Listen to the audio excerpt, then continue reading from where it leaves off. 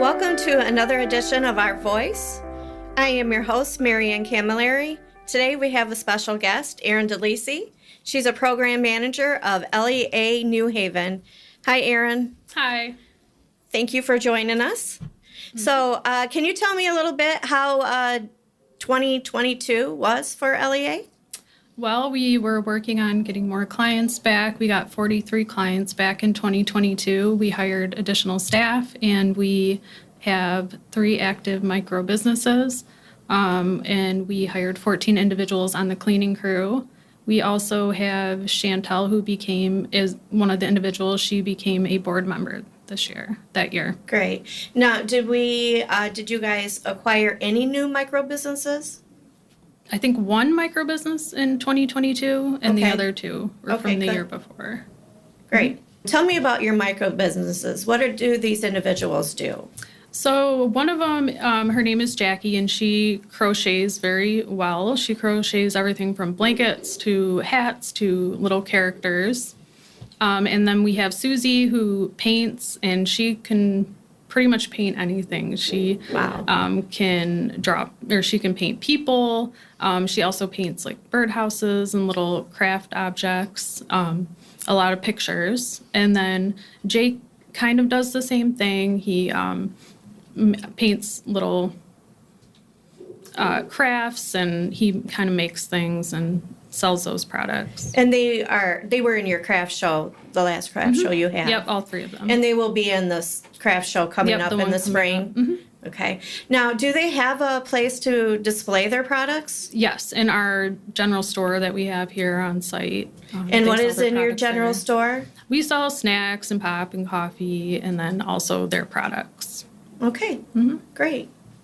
And then we had a few events throughout the year. We had the walkathon, which we brought back, and we had CC Plus come to warm us up before the event. And we'd also like to thank Edna Brown, a supports coordinator from the county. She made and donated lunch for everyone. It was a fattoush salad with grilled chicken. Everyone really liked it. Yeah.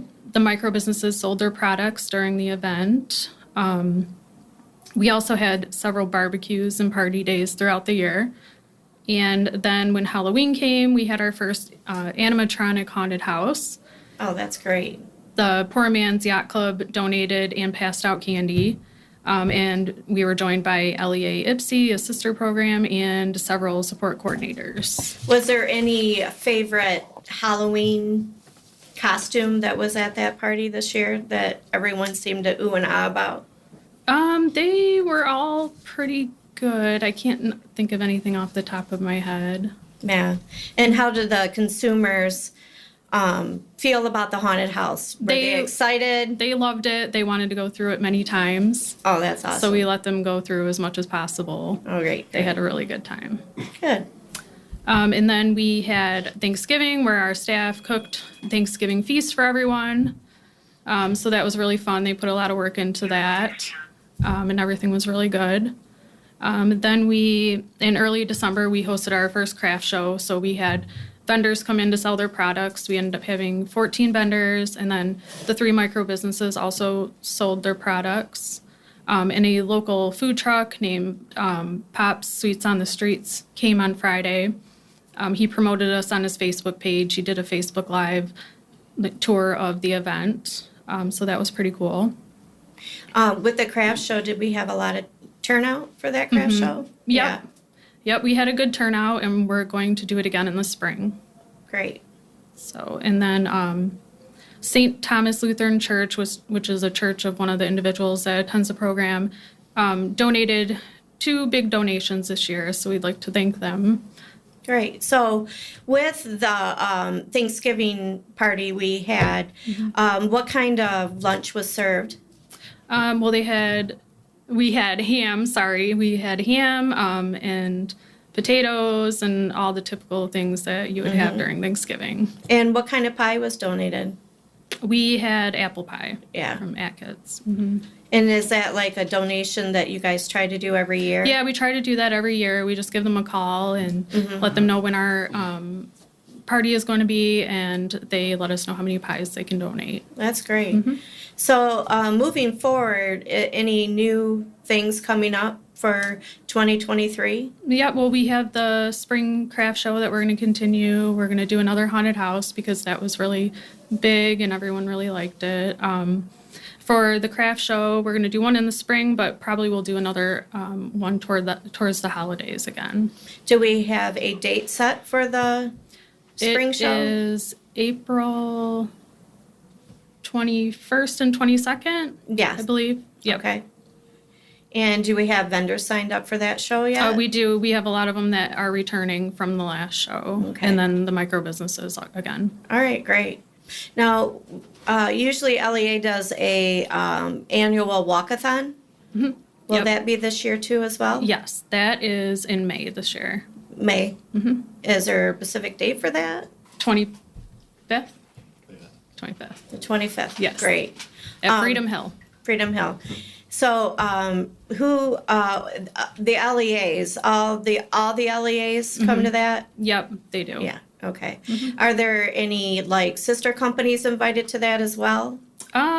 Maybe Monroe and Ipsy will be able to come out again. Howell also. I don't know. And what kind of activities are planned at that walkathon? They usually will walk around the pavilion. Beforehand, they will have possibly somebody come out to kind of warm up the crowd, like we had CC Plus last year.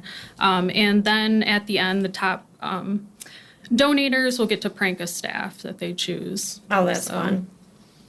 With the walkathon, I heard that when all the LEAs get together, it's like a reunion. And those individuals that have moved around from program to program get a chance to they see get to each see other. their friends again.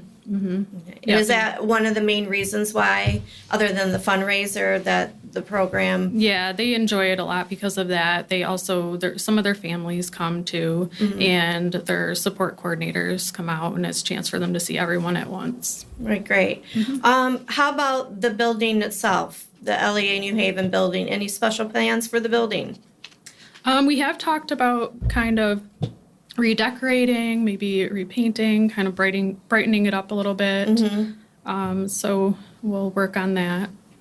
Okay. What about staffing? How's staffing at LEA New Haven? Staffing's okay right now. We've got a really good group. We're always looking to hire more, especially because we want to grow the program. The more individuals we have, the more staff we need. So, but we've had a lot of luck finding them lately, so hopefully that continues. What do you think the consumers love to do the most at your program? They do love bowling a lot. They love party days. They love dancing. With bowling, is that one of your biggest days? It is one of the biggest days, Thursday. And where you every guys week. bowl? We bowl at Premier Lanes in Chesterfield. Great. Now, have you brought any new classes back or brought? Yep, so we did bring tech class back. We have some smart boards. We have those. We got a couple of those. We got some VR technology. We got Kindles. So we brought the tech class back. So explain to me what a smart board is for those viewers out there that don't know. It's a big board. You can do different things on it. It can just be a basic whiteboard, but it has internet technology. So you can go on the internet, play videos, play games on it. With tech class, is there any other things they can explore that might be outside the box with these individuals, you think? Well, they can do all sorts of things that involve technology. They can do their grocery shopping online. They can purchase tickets. They can schedule things. There's all different things you can do online nowadays. So there's a lot to explore. Tell me, now that we're talking about Tech Lab, what are the classes that we do here offer at LEA? Well, we have culinary arts still, and we have art class. We have self-enrichment, where we do a lot of just keeping up on the basic skills, math skills, safety skills. And we also have fitness. We have Karen, who comes out every week. She's a fitness instructor, and she works with individuals every Monday. Awesome. With cooking class, are they doing anything unique in there? They are. They are making meals again.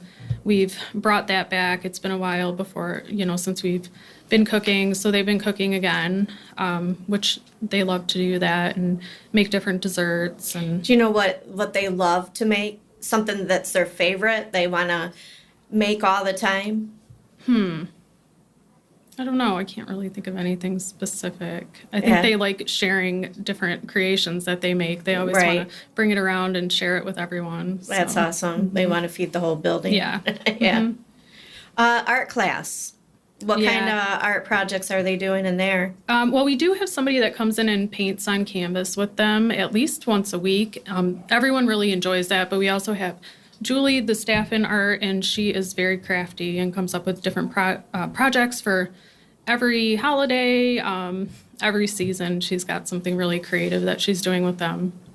And with art class, do they reach out to any other organizations or any museums or art? We've had the DIA.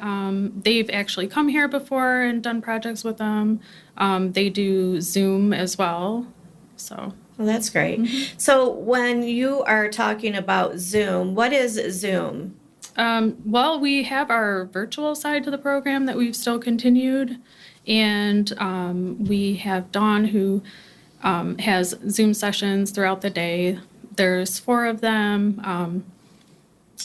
Anything from a virtual field trip to like a cooking show.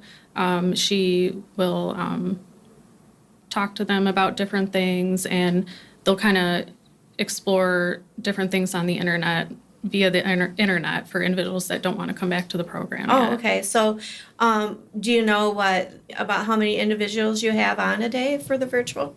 There's probably on average about 12 to 14 a day now, so still a good amount.